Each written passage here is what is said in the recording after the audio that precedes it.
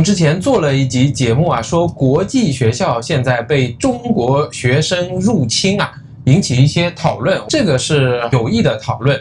但最近呢，谁知道学校主动的组织了一次针对中国家长的早茶会吧，算是。对，我也没有想到学校的速度这么快。对啊，反应非常的及时啊。我们从校方获得了一些官方的信息，他们的见解果然是更加有数据化的，站的角度也比较高，对我们去认知国际学校以及中国学生在此面临的挑战是非常有帮助的。我觉得你也蛮敢的哦，在最后的这个 Q&A 环节问了一个超 harsh 的问题。我们先把它藏一藏。我们先来讲一讲啊，学校他来跟我们沟通了哪些内容啊？你还记得吗？我觉得首先是规格非常高哦，这次是邀请中国全部的家长都过去，并且配备了中文翻译。那领衔主讲的就是他们的一个校长，郑校长，对吗？对，他自己直接出来。中国家长呢，我觉得也很配合，基本上我觉得七七八八都来了吧？算了一下100多有吧？差不多嘞，好十几桌全部坐满。对，好，那校长讲了一些什么呢？开宗明义的上来就给了我们一组数据吧。我们这个学校的话，整体的生源来自哪些国家，给了一个饼图。在这个上面我们就可以清晰的看到说，中国学生目前是占到了我们所在学校的23%总人数的。是，接下来让我印象深刻的是两个更大的一个更大的比例，马来西亚的本土学生在这个学校占到40%多，对，澳大利亚是占到10几，11%，日韩加起来好像是20%左右，对，其他12%是来自其他国家的，没错。从这张饼图上面，我们可以清晰直观的看到，中国学生他是仅次于马来西亚学生，占到整个学生人口的第2名。对，但还不是最多的啊，在我们学校。那给了这个数字之后，校长又给了另外一个数字，就25%。他什么意思呢？说，因为我们是一个澳洲系的国家，他说除了马来西亚的国籍和澳大利亚国籍的学生不受到上限的限制之外，其他的单一国家学生总数不能够占到学生总人数的25%1/4。对，他也开了一个玩笑说，我们现在还有2%的名额给到所有的中国学生，所以大家可以帮忙学校做一些广告，告诉他们说要申请，要尽早。对对，你即使是申请被录取了，也会放在 waiting list， 或者是 kick them out。他说对，你可能前面一个走了，有名额了，你才能进入。我觉得他直截了当的回答了像我们家长心中的疑问。我觉得是非常好的，而且给出了数据嘛。对，那我其实一个问题就已经得到了解决了。是第二点，他非常坦率地介绍了中国学生从中国转到马来西亚的国际学校会碰到的3个挑战。这一段我印象特别深，因为他比较条分缕析的讲出来，比我们更加高度凝练的说出了问题。对，是哪3个挑战呢？主要他说到的是语言的挑战，第2个是生活上的文化上的挑战，第3个是学术上的挑战。好，并且逐一展开讲。语言挑战大家能够理解的吗？中国的学生的语言可能跟母语是英文的这些学生相比是有一段距离，那么在这段距离的克服的过程当中，需要去做的一些会碰到的一些情况。对，比如讲说在学校里面无法融入社会，上课就听不懂老师在讲什么，对，没有办法积极的参与。他也提到了学生如果抱团，中国学生只是在一起的话，那么是很难提升的。甚至于举了一个例子，他之前在北京就任校长的时候，有一个在澳大利亚生活了3年的女孩去面试，但她几乎是不能说英语的，这让她很惊讶。深究之下就知道，原来他们都是中国人的圈子，生活学习在一起，并不能有效的提升英文。即便在澳洲大学，平均中国学生只占6%，所以他也提出了一系列的建议嘛。我记得在语言上面，包括说把孩子的电子设备调成英文啊，让他们玩一些游戏啊，让他们去上一些课啊，家长跟他们一起练等等，总共有7条建议啊。这些我们回头再来做评价吧。好，这是一个。第2个是挑战，你能说一下吗？我有点记不太清楚，我也忘了。anyway， 我觉得其实你刚刚讲到的那些点，基本上就是 cover 了这个。那第3个是让我比较觉得有新意的，他讲我觉得也是 academic challenge。对，我要插一下，为什么他一讲到 academic challenge， 你知道我内心想的是什么吗？你就觉得 so what？ 不是，我想的是，那中国学生在学术上还会有挑战吗？你是觉得在某些理科数学方面，中国已经是明显的科学类的，我又想到其他家长应该也在这么想吧？怎么讲叫学术挑战呢？大家应该会嫌你们学校教的太简单了才对啊，怎么都达不到学术啊？我在想，那你讲的是语言吗？语言不应该归类在学术啊？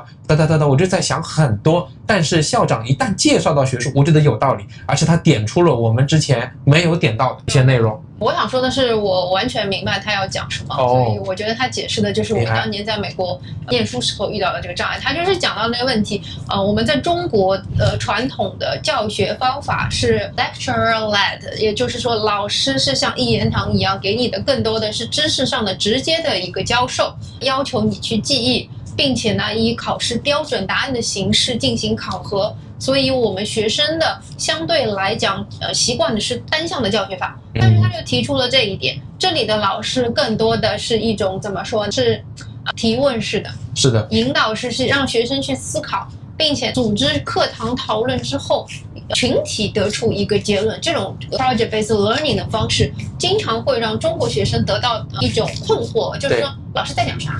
对，他说同学总是希望得到清晰的指令。但呢，他又觉得老师好像给我都是一些 vague information， 对吧？他不知道你到底要我干嘛，这又做项目，这个对我非常有启发，醍醐灌顶。我在想 ，OK， 你看，这才叫学术，因为你要学习一样东西的方法本身，他教你的这套方法又包含在项目中一个复杂的实例当中，才叫学习嘛。就它里面讲到另外一个非常打动我的点，就是他们的这里的一个学习要求，希望把孩子培养成是有 critical thinking 的一个学生嘛。对，他不是说老师说什么就是什么，被动的100%全然的接受，而是讲说你在听到别人讲的过程当中，你发问，你觉得有不对的地方，用自己去查找的思考的结论进行一个反驳，在这样有来有往的交流过程当中去学习。所以我说嘛，平时我们讲话当中 Wilson 经常指出我们不严谨或者反例，我们也不应该生气嘛。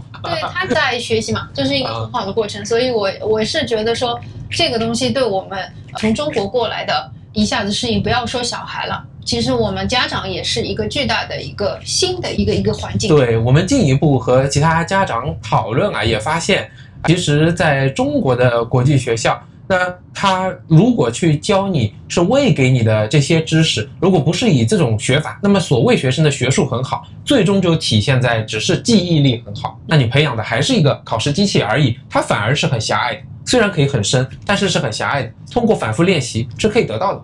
我觉得也是未来很快会被取代掉的一个能力。所以说你看这边最强烈的对比，孩子他们在小学阶段都是没有一个所谓的统一教材的，对不对？那我们中国人来看起来是不可思议的事情啊。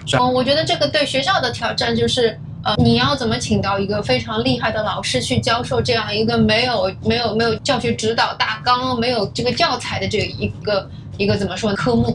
对，很考验说老师水平。是的，是。所以我想这个一样的沟通会啊，其实我给予他非常高度的评价。我觉得他很好的、主动的、有效的，就在1个小时内就回答了上百个中国家长的疑问。那他如果可以和更多的国外的家长，他们也关心这个问题去做一个沟通，效果应该会更加的好。我们可以回头说一下他是怎么组织的嘛？你这个不是也有些感想吗？他的组织的形式比非常西方的这个形式，我必须要说，对我来讲的话，我也是感觉到有点无所适从。因为在请柬上说的时间是8点半要开始嘛，我们大家都到了8点半，我看大家都已经来的上座率应该90%了。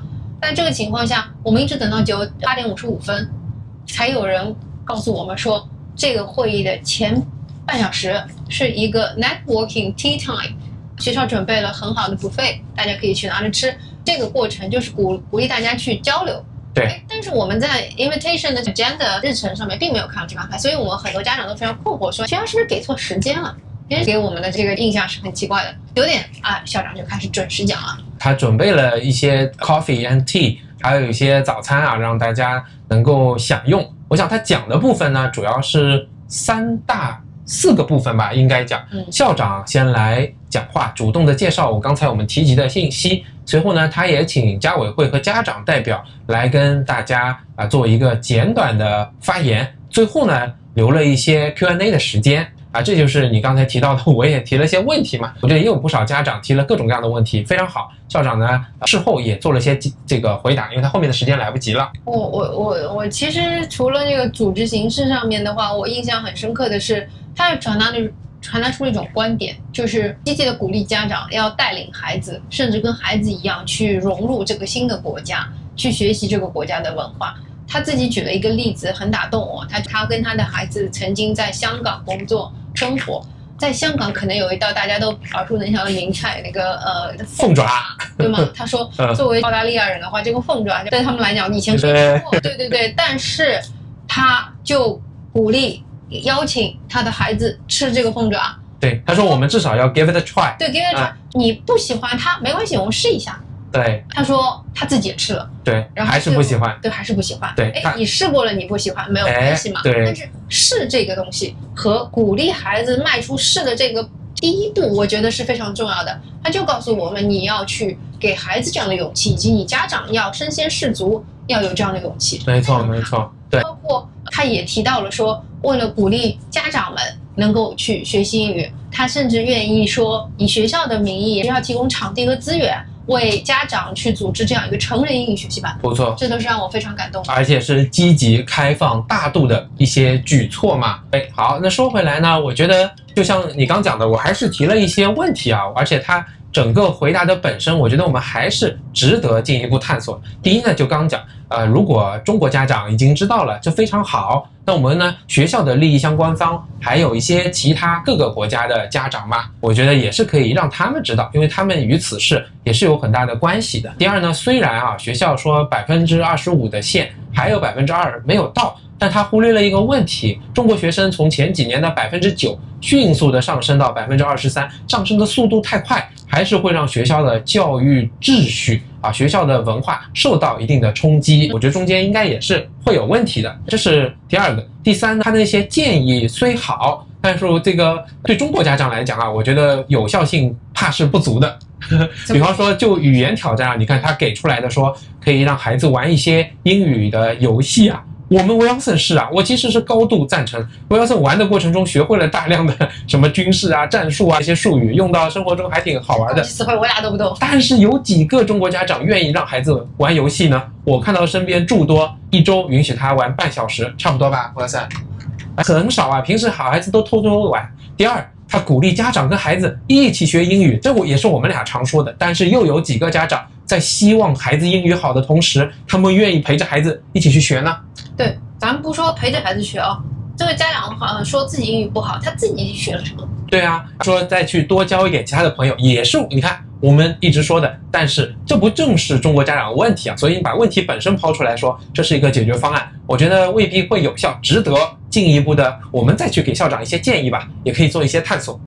刚刚还说你最后问了一个非常 challenge 的问题，对，要是校长了，我都不知道怎么回答，场合上面能不能回答？你的问题是直接单刀直入问校长？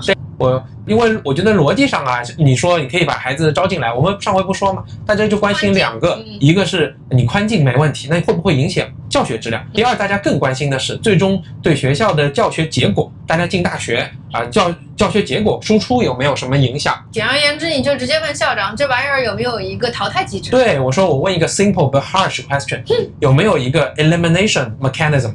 校长后期也进行了回答，他说呢，希望学生尽快的补上去。那等到他们9年级、10年级，如果英语还不够好的话，是不会让他们参加这个最后的国外的高考的体系的。对，我也得到了一个回答，也就是说劝退机制。对，但我呢还是会进一步，我未来如果有机会跟校长对话，我还要进一步的追问，那教学质量怎么保证？